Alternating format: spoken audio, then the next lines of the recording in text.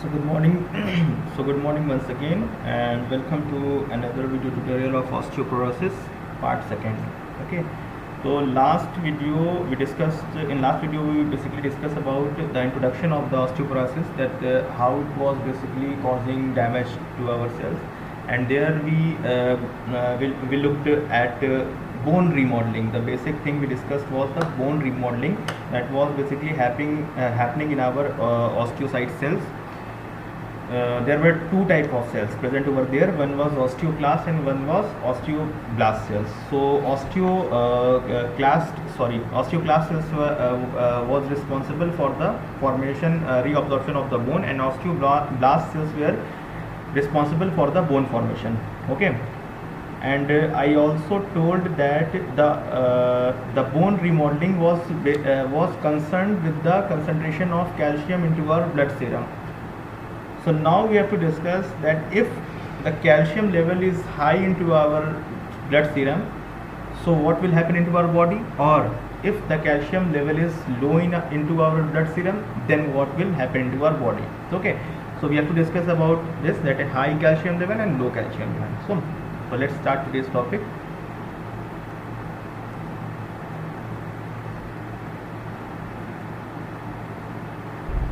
ठीक है, तो अब हमको दो चीज़, एक हाई कैल्शियम देखना है और एक लो कैल्शियम देखना है, दोनों से क्या होता है. ठीक,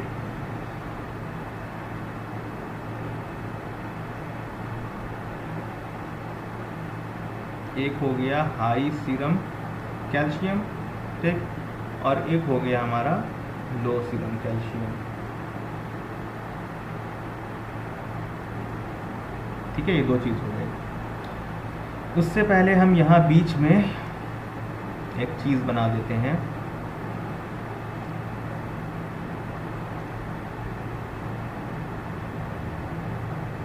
आप लोग को पता भी होगा ये क्या चीज़ है.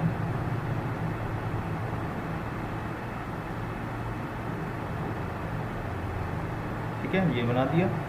हाँ ज़रूर, जो आपके दिमाग में चल रहा है ये वही है. ये है हमारा थायराइड ग्लैंड. ठीक है, और इसी थायराइड ग्लैंड के अंदर इस तरह से दो पेयर्स जो होते हैं वो पैराथायराइड ग्लैंड के प्रेजेंट होते हैं. ठीक है, ये है हमारा थायराइड ग्लैंड.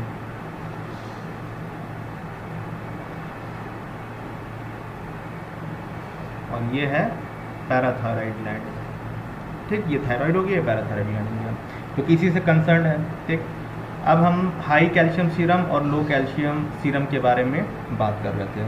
ठीक है, अब अगर बॉडी के अंदर हाई कैल्शियम सीरम है अगर बॉडी में कैल्शियम का लेवल अच्छा है, तो हमारा जो थायराइड ग्लैंड होगा,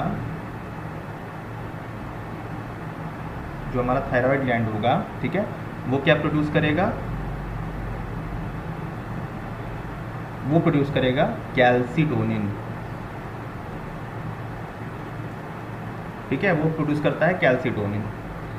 ठीक है, ये क्या करेगा, ये कैल्सीटोनिन ये अपोज करता है जो पैराथायराइड हार्मोन का जो काम होता है, एक्शन होता है, ये उसको अपोज करने का काम करता है. ठीक है, अच्छा, तो हमने बताया था कि बोन रिमॉडलिंग के लिए डिपेंड होता है पैराथायराइड हार्मोन, कैल्सीटोनिन और विटामिन डी. तो कैल्सीटोनिन क्या करता है कि जो पैराथायराइड ग्लैंड से निकला हुआ पैराथायराइड हार्मोन होता है, पैराथॉर्मोन कहा जाता है उसको, पैराथॉर्मोन भी कहा जाता है, ये उसके एक्शन को क्या करता है, अपोज करता है. क्या करेगा,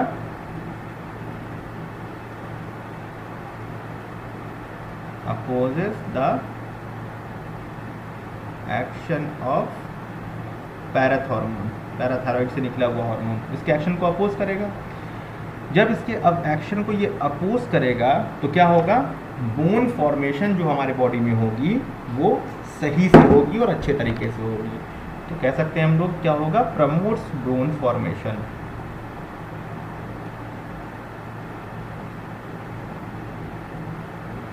बोन फॉर्मेशन इसीलिए कहा जाता है कि कैल्शियम जो होता है हमारे बॉडी के लिए बड़ा इंपॉर्टेंट होता है. अब देख लो, कैल्शियम अगर रहेगा अच्छी तरह से तो थायराइड ग्लैंड जो है वो कैल्सिटोनिन प्रोड्यूस करेगा। जितना ज़्यादा कैल्सिटोनिन रहेगा उतना ज़्यादा हमारा पैराथ हार्मोन जो है वो अपोज होगा, और जब अपोज होगा उसके एक्शन को अपोज करेगा तो क्या होगा कि हमारे बॉडी के अंदर ये क्या कहते हैं कि जो बोन फॉर्मेशन होगा वो अच्छी तरीके से होगा। ठीक है, तो जब अगर इसको थोड़ा सा हम समराइज वे में कहते हैं तो सपोज़ करो कि ये अगर ये हमारी ये बोन है, ठीक है, ये सपोज़ करो बोन है, तो क्या होगा, और यहाँ पे सपोज़ करो क्या है हमारा, यहाँ पे ब्लड है, ये ब्लड की स्ट्रीम है, ये ब्लड वेसल्स बना देते हैं, इसमें ब्लड जो है ये बह रहा है। तो क्या होगा कि जो कैल्शियम होगा वो ब्लड से, यहाँ से ब्लड से हमारे बोन के अंदर चला जाएगा, तो हमारे बोन जो होगी इसका फॉर्मेशन जो होगा वो बड़े अच्छे तरीके से होगा। ठीक, ये चीज़ें क्लियर हो गई। दूसरा तरफ हम ये देख लेते हैं कि अगर लो सीरम कैल्शियम है तो क्या होगा। ठीक है, अगर लो सीरम कैल्शियम होगा बॉडी में तो ये क्या करेगा, ये पैराथायरॉइड ग्लैंड जो होता है उसको स्टिमुलेट करेगा।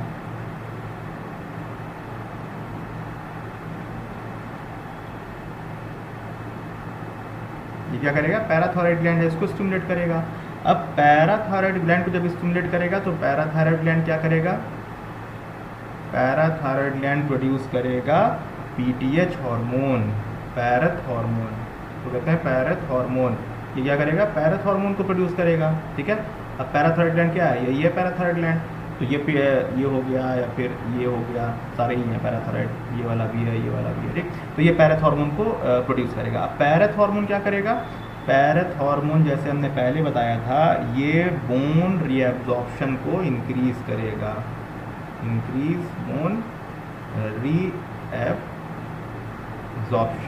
तो लास्ट वीडियो में आपने बताया ही था कि बोन रीएब्जॉर्प्शन जो है वो होने से क्या हो रहा है, यानी कि बोन जो थी वो हमारी ब्रेक हो रही थी ना ब्रेक, तो और ये कौन कर रहा था, ये ऑस्टियोक्लास्ट सेल्स कर रहे थे, तो ये बोन रीएब्जॉर्प्शन में हेल्प करेगा।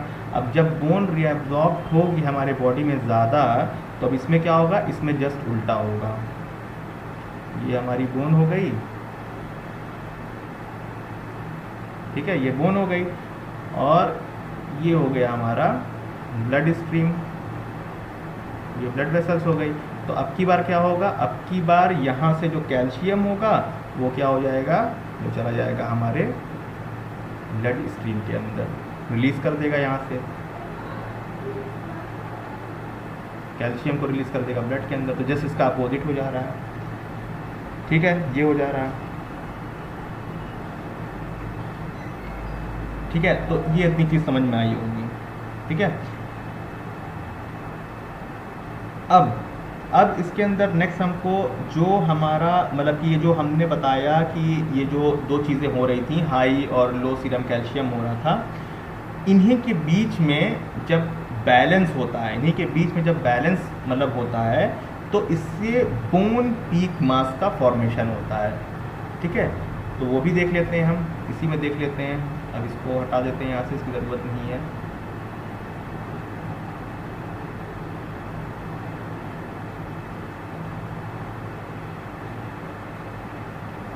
ओके, तो अब हम देख लेते हैं कि बैलेंस जो इनके बीच में होता है, यानी कि ये और ये इनके बीच का बैलेंस, इनके बीच का बैलेंस, ये क्या होता है, बैलेंस बिटवीन, इसी से क्या बनता है हमारा बोन पीक बोन मास बनता है।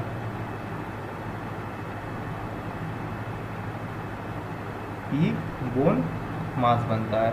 अब इसका एक मतलब सिंपल सा एक आसान सा ग्राफ बनता है, वो ग्राफ भी देख लेते हैं हम।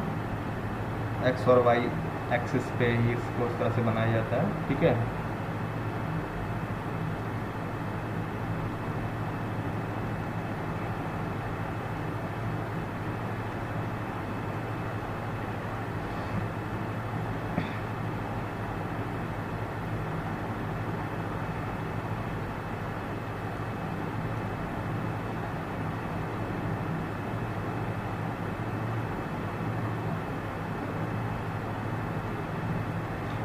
ठीक है, ये हो गया ग्राफ आपका। अब ये जो रेड वाला है ये रिजेंबल करता है मेल, और जो ग्रीन वाला है वो रिजेंबल करता है फीमेल। ठीक, और ये ग्राफ जो है ये है, यहाँ पे एक डॉटेड लाइन ड्रॉ कर लेते हैं, ठीक है। ये आपकी एज है 0 हो गई, ये हो गई 20 साल, ये हो गई 29 साल, और ये ऐसे ही बढ़ती रहती है। ये मान लो 40 साल हो गई, ठीक। ये हो गई 50, आगे जाएंगे तो 100 साल तक आ जाएगा, ठीक। तो ये वाला जो हमारा वो है, मतलब की लाइन है, ये रिप्रेजेंट करता है हमारा बोन मास, ठीक। और जो ये वाला है ये एज ईयर्स में, ठीक। तो आप देख सकते हो पहले 20 ईयर्स तक में अच्छा फीमेल में देख रहे हो ये पहले ही डिक्लाइन कर रहा है, मेल में ये कम डिक्लाइन करता है और फीमेल में ज़्यादा डिक्लाइन कर जाता है। फीमेल के अंदर ये प्रॉब्लम जो होती है वो ज़्यादा पाई जाती है, पीक बोन मास वाली। तो फीमेल की बॉडी के अंदर ये मतलब कि जो हाई सीरम और लो सीरम के बीच का बैलेंस रहता है ये ज़्यादा बिगड़ जाता है।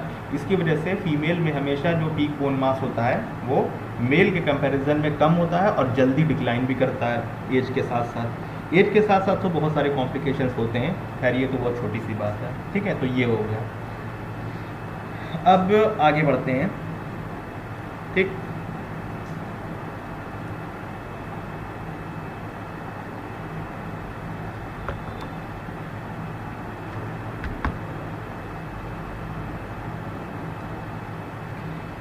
आगे बढ़ते हैं। अब जैसे हमने बताया था कि हमने बताया था कि विटामिन डी जो है वो भी इम्पोर्टेंट। तो विटामिन डी क्या करता है, ये कैल्शियम के एब्जॉर्प्शन को हमारे गट के अंदर इम्प्रूव करता है, मतलब प्रमोट करता है, ठीक है।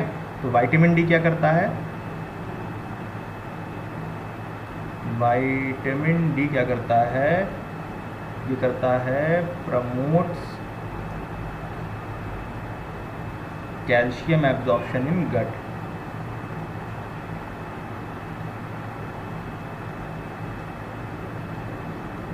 ये गट में कैल्शियम एब्जॉर्प्शन को क्या करेगा, प्रमोट करेगा, ठीक है। जब ये विटामिन डी हमारे गट के अंदर कैल्शियम के एब्जॉर्प्शन को प्रमोट करेगा, यानी कि बढ़ाएगा, अच्छे से एब्जॉर्ब होगा कैल्शियम, तो इससे क्या होगा कि हमारा जो सीरम का कैल्शियम लेवल होगा, जो सीरम का कैल्शियम लेवल होगा वो क्या हो जाएगा, इंक्रीज़ कर जाएगा।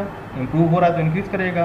तो जब सीरम का कैल्शियम लेवल इंक्रीज़ करेगा तो क्या होगा, बोन फॉर्मेशन जो है हमारी बॉडी के अंदर वो क्या होगा, इंक्रीज़ कर जाएगा। और जो बोन क्या लिखा रहा है, जो बोन रीएब्जॉर्प्शन होगा,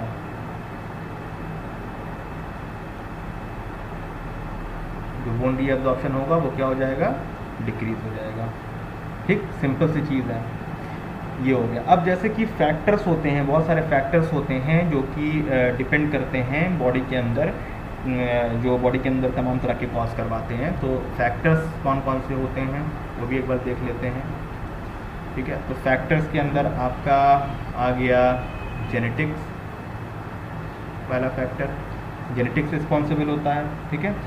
अब जेनेटिक्स में हम लोग कह सकते हैं जो आपके अफ्रीकन्स होते हैं, अफ्रीकन्स जो होते हैं उनके अंदर जो वो होता है बोन मास, उनका जो होता है वो काफ़ी हाई होता है। उनका क्या होता है, हाई बोन मास।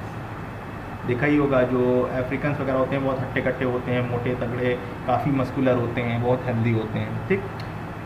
दूसरी चीज़ न्यूट्रिशन, जो कि सबसे इम्पोर्टेंट चीज़ है। न्यूट्रिशन पे बहुत डिपेंड करता है। न्यूट्रिशन अगर सही नहीं होगा, न्यूट्रिशन में आपका आता है विटामिन डी, यानी कि विटामिन डी जिस चीज़ में अवेलेबल है उसको हमको लेना चाहिए। थर्ड चीज़ आती है आपकी स्ट्रेंथ ट्रेनिंग।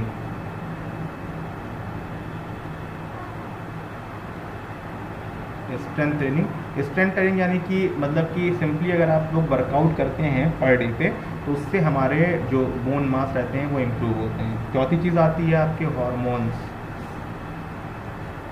हार्मोन्स भी इम्पॉर्टेंट होते हैं। अब कौन कौन से हार्मोन्स हो गए बॉडी के अंदर, ईस्ट्रोजन जो होता है फीमेल्स में इम्पॉर्टेंट होता है हार्मोन, ठीक है। और एंड्रोजन्स मेल में,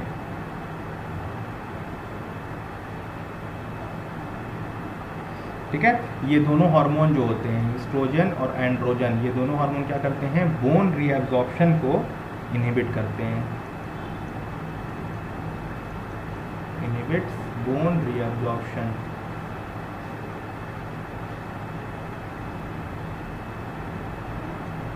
ठीक है, इनहिबिट करने का काम करते हैं। तो ये हो गई एक चीज़। ठीक है, अब थोड़ा सा और आगे बढ़ते हैं, कुछ चीज़ें थोड़ी बहुत और हैं उसे भी डिस्कस करते हैं। ठीक है कि अच्छा, अभी तक तो हमने ऑस्टियोपोरोसिस के बारे में बताया ही नहीं, अभी तक तो यही चल रहा था कि ये होता क्या है बॉडी के अंदर। अब आगे बढ़ते हैं और हम देखते हैं कि अब ऑस्टियोपोरोसिस जो है वो एक्चुअली होता कैसे है। ठीक है,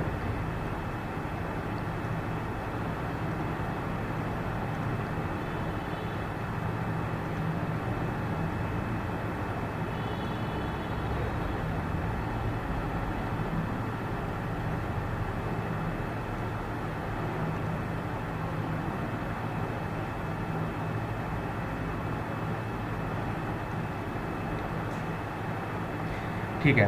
अब जैसे हमने बताया कि जैसे सपोज क्या है कि जो ऑस्टियोक्लास्ट वाले सेल हैं हमारी बॉडी में, ठीक है, अगर वो ब्रेक कर जाते हैं, ठीक है, ब्रेक कर जाते हैं किसके अगेंस्ट में, मतलब अच्छा ऑस्टियोक्लास्ट सेल्स क्या कर रहे हैं, वो बोन को ब्रेक करने का काम कर रहे हैं, हमने बताया था बोन रीअब्जॉर्प्शन कर रहे हैं। तो बोन रीअब्जॉर्प्शन कर रहे हैं यानी कि वो बोन को ब्रेक करने का काम कर रहे हैं ऑस्टियोक्लास्ट सेल्स। तो अगर ऑस्टियोक्लास्ट सेल्स जो है वो ज़्यादा बेटर काम कर रहे हैं ऑस्टियोब्लास्ट के मुकाबले, ठीक है, ऑस्टियोब्लास्ट के मुकाबले अगर वो ज़्यादा बेटर काम कर रहे हैं तो उससे क्या हो जाएगा, उससे हमारा जो बोन मास होगा वो हो जाएगा कम। समझ में आई बात। जैसे ऑस्टियोक्लास्ट सेल जो है वो क्या करते हैं, वो बोन रीअब्जॉर्प्शन करते हैं यानी कि बोन को ब्रेक करने का काम करते हैं, और जो ऑस्टियोब्लास्ट होते हैं वो बोन के फॉर्मेशन में हेल्प करते हैं। तो अगर ऑस्टियोक्लास्ट ज़्यादा बेटर काम करेंगे ऑस्टियोब्लास्ट के मुकाबले, ठीक है, हम लोग उसको ऐसे कह सकते हैं, when osteoclast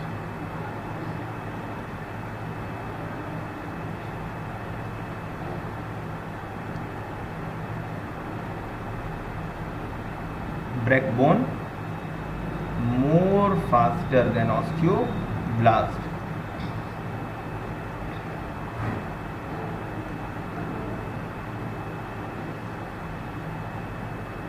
more faster than osteoblast। तो क्या होगा, जाहिर सी बात है कि जब ऑस्टियोक्लास्ट जो है वो बोन को ज़्यादा ब्रेक करेंगे ऑस्टियोब्लास्ट के अगेंस्ट में, तो क्या होगा, बॉडी के अंदर हमारा जो बोन मास है वो डिक्रीज कर जाएगा। क्या हो जाएगा, बोन मास जो है वो हो जाएगा डिक्रीज कर जाएगा। जब बोन मास डिक्रीज कर जाएगा तो इसी बोन मास के डिक्रीज करने की वजह से ये लीड करेगा हमको ऑस्टियोपोरोसिस में।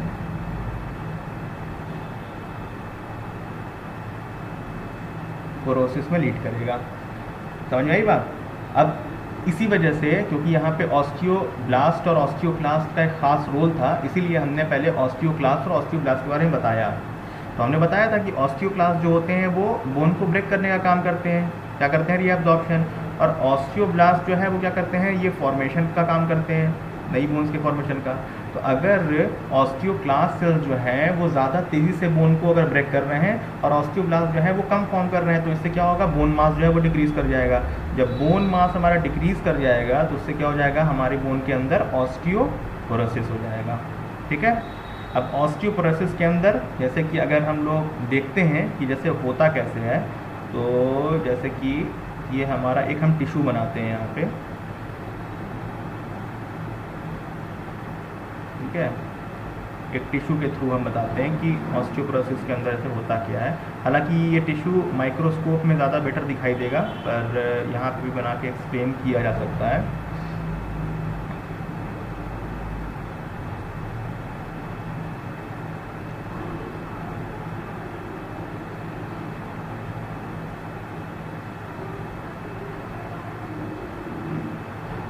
ये हो गया आपके टिश्यू, ठीक है।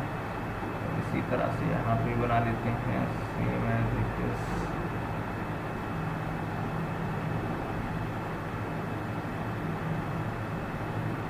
आपको डिफरेंस बताने के लिए, ठीक है। ये हो गया हमारा बोन का टिश्यू, अगर हम लोग इसको देखते हैं माइक्रोस्कोप के नीचे। अब इसी के अंदर क्या होता है, यहाँ पे इस तरह से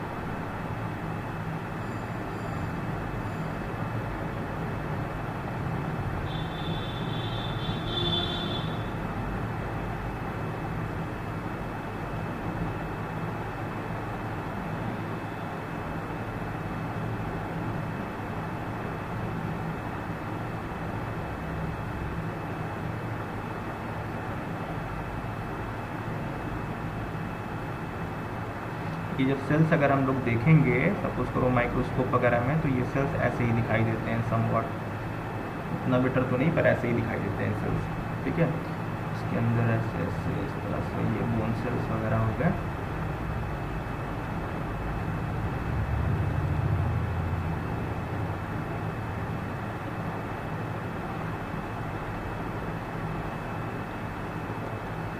ठीक है, ये ऐसे दिखाई देते हैं सेल्स।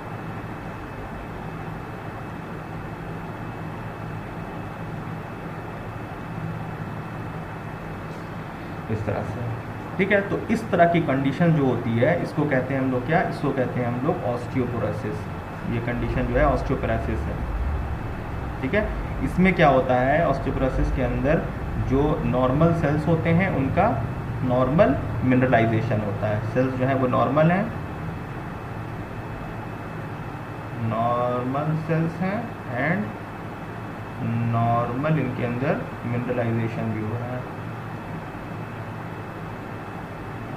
मिनरलाइजेशन हो रहा है इस कंडीशन में। और ये जो दूसरी कंडीशन है इसमें क्या होता है,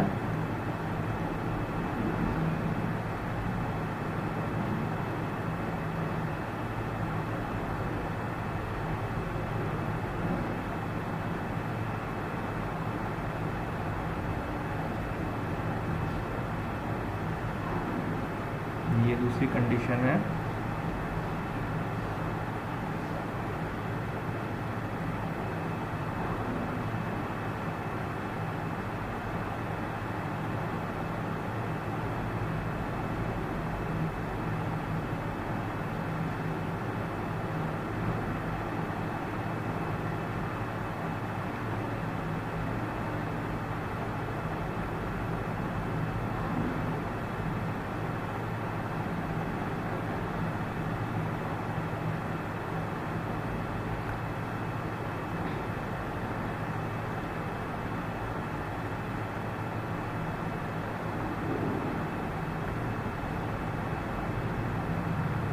ठीक है। ये है दूसरी कंडीशन, इसको कहते हैं हम लोग, इसको अब ऑस्टियोपोरोसिस नहीं कहते हैं, इसको कहते हैं ऑस्टियोमलेशिया।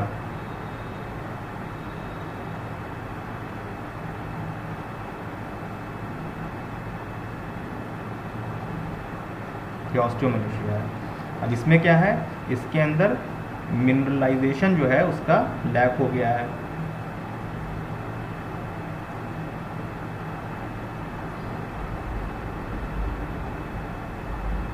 लैक ऑफ मिनरलाइजेशन का इसके अंदर लैक है, यानी कि कमी है, ठीक है। तो ये डिफरेंस है हमारे ऑस्टियोपोरोसिस और ऑस्टियोमलेशिया के अंदर।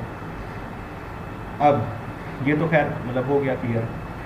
अब नेक्स्ट हम लोग आगे देखते हैं कि अगर जैसे ऑस्टियोपोरोसिस हो रही है, एबनॉर्मल है ऑस्टियोपोरोसिस, तो उसकी फाइंडिंग्स क्या क्या होती हैं।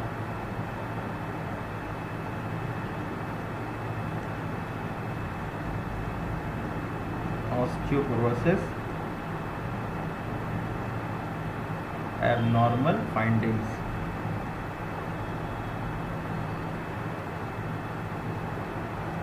ठीक है, ये देख लेते हैं। तो एबनॉर्मल फाइंडिंग्स के अंदर क्या क्या आएगा आपका, ट्रैबेकुले जो होते हैं हमने बताया था स्पॉन्जी बोन के अंदर, वो कम हो जाते हैं, फ्यूअर ट्रैबेकुले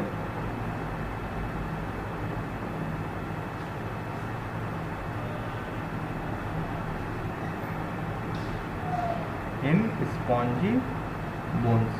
ट्रैबेकुले जो होते हैं वो कम हो जाते हैं। और क्या क्या होता है, जो कॉर्टिकल बोन्स होते हैं उनकी थिनिंग हो जाती है, पतले हो जाते हैं, ठीक है, थिनिंग ऑफ कॉर्टिकल बोन्स। अच्छा, कॉर्टिकल बोन्स क्या है हम बताएंगे नहीं, क्योंकि हमने पहले डिस्कस कर लिया। कॉर्टिकल बोन्स जो हमने एक्सटर्नल बताया था वो बोन्स होती हैं कॉर्टिकल, अंदर वाली जो इंटरनल। तो कॉर्टिकल बोन्स जो हैं वो थिन हो जाती हैं। इसके साथ साथ हैवर्जियन कैनाल जो होते हैं वो वाइड हो जाते हैं, वाइडनिंग ऑफ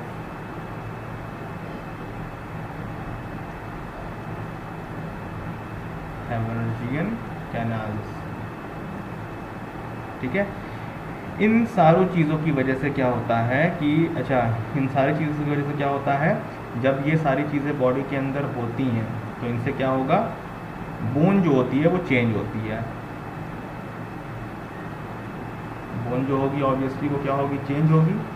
और जब बोन चेंज होगी तो उससे क्या होगा, रिस्क ऑफ फ्रैक्चर जो है वो इंक्रीज करेगा, increase risk of fracture.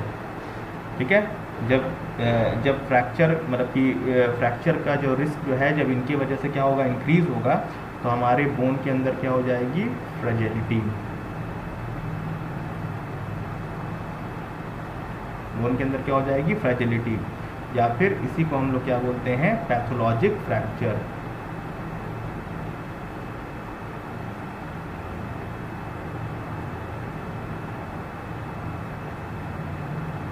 Pathologic fracture कहते हैं फ्रेजिलिटी या फिर पैथोलॉजिक फ्रैक्चर, यानी कि बोन जो है हमारी फ्रेजाइल हो जाती है। ऑब्वियस है जब ये सारी चीज़ें होंगी, हार्वेशन कैनाल जो है वाइड हो जाएंगे, कॉर्टिकल बोन थिन हो जाएगी, ट्रेबेकुली जो है वो कम हो जाएगा, तो बोन के अंदर चेंजेस होंगे। जब बोन के अंदर चेंजेस होंगे तो इस तरह की चीज़ें होंगी, इसको हम लोग कहेंगे पैथोलॉजिकल फ्रैक्चर।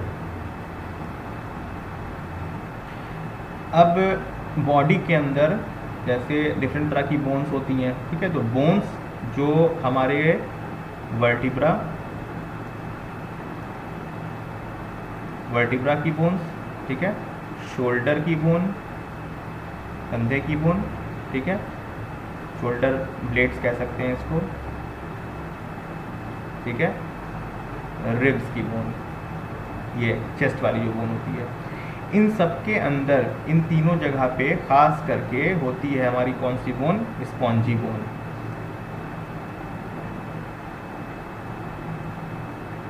स्पॉन्जी बोन, इनके होने की वजह से जब स्पॉन्जी बोन रहेगी तो यहाँ पे रिस्क ऑफ फ्रैक्चर जो है वो थोड़ा ज़्यादा होगा, रिस्क ऑफ फ्रैक्चर यहाँ पे ज़्यादा होगा। ठीक है, तो ये हो गया। अब जैसे कि कुछ फैक्टर्स ऐसे होते हैं जो कि हमारे बोन का जो मास होता है उसके लॉस के लिए वो होते हैं, रिस्पॉन्सिबल होते हैं, और ऑस्टियोपोरोसिस की रिस्क को भी क्या करते हैं, इंक्रीज करते हैं। तो वो भी एक बार देख लेते हैं हम लोग, कौन कौन से ऐसे फैक्टर्स वगैरह होते हैं। ठीक है, तो वही डिस्कस कर लेते हैं कि ऐसे फैक्टर्स जो इंक्रीज करते हैं क्या चीज़, हमारा bone mass loss, bone mass loss increase करते हैं। ठीक है, और इंक्रीज करते हैं रिस्क ऑफ ऑस्टियोपोरोसिस। ठीक है,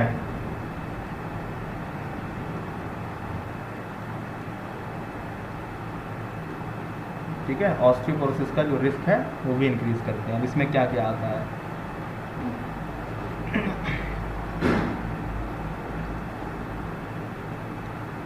पहला आता है लो ईस्ट्रोजन लेवल,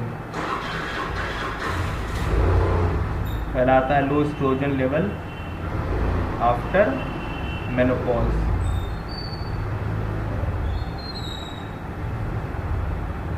यानी मेनोपॉज के बाद फीमेल्स के अंदर जब मेंसेस उनके आने बंद हो जाते हैं, उसके बाद जब एस्ट्रोजन का लेवल कम हो जाता है, उसमें ये रिस्क फैक्टर होता है। ठीक, दूसरा जो होता है वो होता है आपका लो सीरम कैल्शियम, कैल्शियम अगर मतलब की कंसंट्रेशन अगर कम है तो। ठीक है, उसके बाद आपका होता है अल्कोहल कंजम्पशन की वजह से,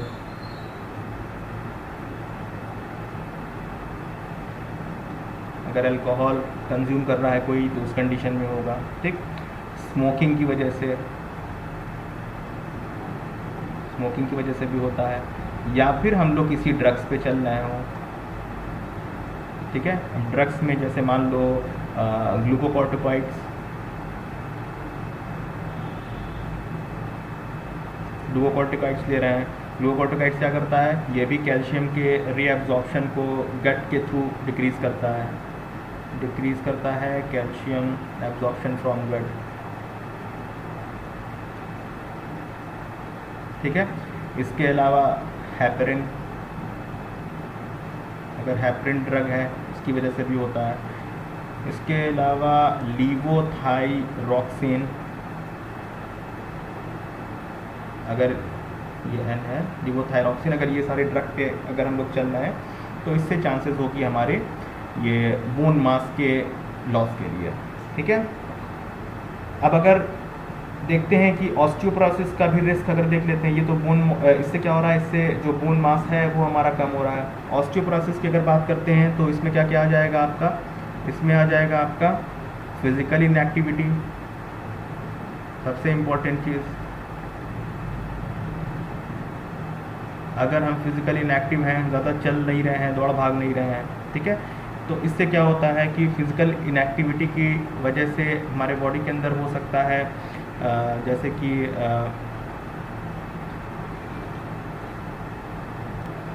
ठीक है, तो फिजिकल इनएक्टिविटी जैसे क्या होता है कि जैसे मान लो अगर हम लोग अपने बॉडी पर थोड़ा स्ट्रेस वगैरह जो है, मतलब स्ट्रेस उस तरह का नहीं है, मतलब मेंटल स्ट्रेस नहीं, फिजिकल स्ट्रेस बॉडी पर हम लोग कम डाल रहे हैं। ठीक है, तो कह सकते हैं हम लोग लैक ऑफ फिजिकल स्ट्रेस।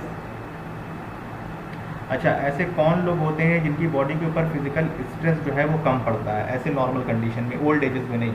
अगर ओल्ड एज को छोड़ दिया जाए तो, या फिर किसी डिजीज़ पर्सन को की बात ना करें, तो ऐसे कौन लोग होंगे जिनकी बॉडी के ऊपर फिजिकल स्ट्रेस बहुत कम करता है? सिर्फ एक ही लोग होंगे, वो होंगे आपके एस्ट्रोनॉट्स। जो एस्ट्रोनॉट्स स्पेस में होते हैं उनकी बॉडी पर फिजिकल स्ट्रेस बहुत कम करता है। इसीलिए क्या होता है कि जब एस्ट्रोनॉट्स यहाँ पे आते हैं, मतलब कि लैंड करते हैं दोबारा, मतलब सालों साल स्पेस करने के बाद, तो उनकी बॉडी बिल्कुल इनएक्टिव सी रहती है, इनएक्टिव सी रहती है क्योंकि वहाँ पे जीरो ग्रेविटी में रहते हैं और स्ट्रेस पड़ता नहीं है बॉडी के ऊपर। तो जब ये लैंड करते हैं तो इनको लगता है कि नीचे की बॉडी है ही नहीं, इनकी गायब हो गई है बिल्कुल।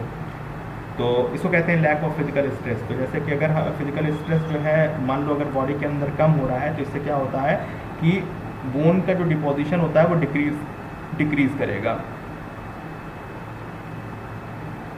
बोन का जो डिपोजिशन होता है बोन के अंदर का, वो क्या करता है, वो डिक्रीज होता है। अब बोन डिपोजिशन जब इंक्रीज होगा तो रीएब्जॉर्प्शन जो होता है वो इंक्रीज करता है। रीएब्जॉर्प्शन जो होगा वो इंक्रीज करेगा। ठीक है, तो इस तरह की कंडीशन जो होती है वो कहाँ दिखाई देती है, वो एस्ट्रोनॉट्स में।